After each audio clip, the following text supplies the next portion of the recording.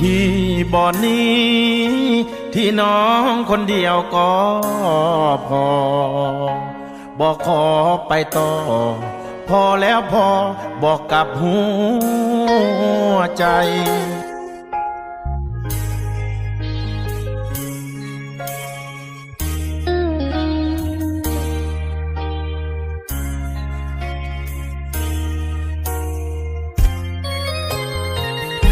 หยุดที่บ่อนนี้เอาไว้เพียงเจ้าเท่านั้นเป็นคนสำคัญของอายเท่าสู้ชีวิต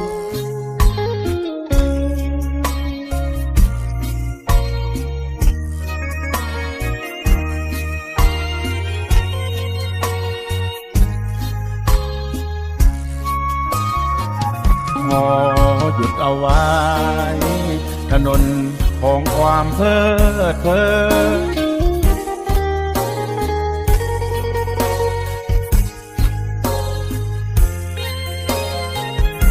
มีเจ้าคนเดียวเท่านี้ไอ้ก็ภูมิใจ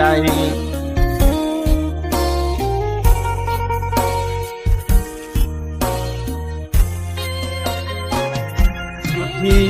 บ่อนนี้บ่มีเส้นทางสายใหม่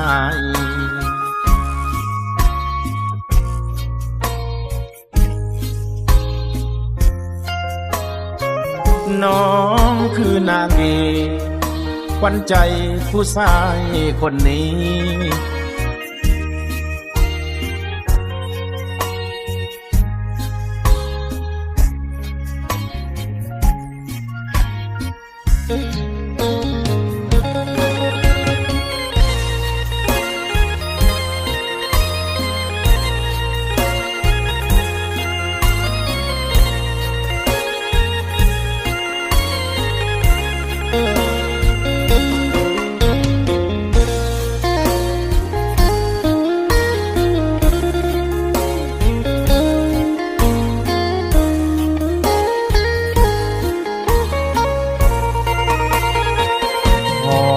หยุดเอาไว้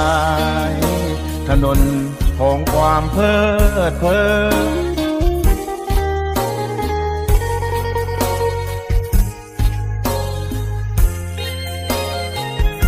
มีเจ้าคนเดียวเท่านี้ไอ้ก็ภูมิใจ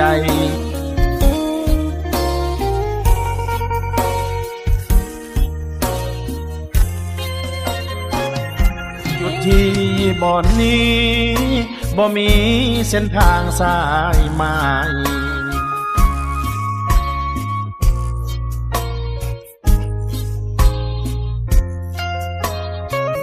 น้องคือนางเอก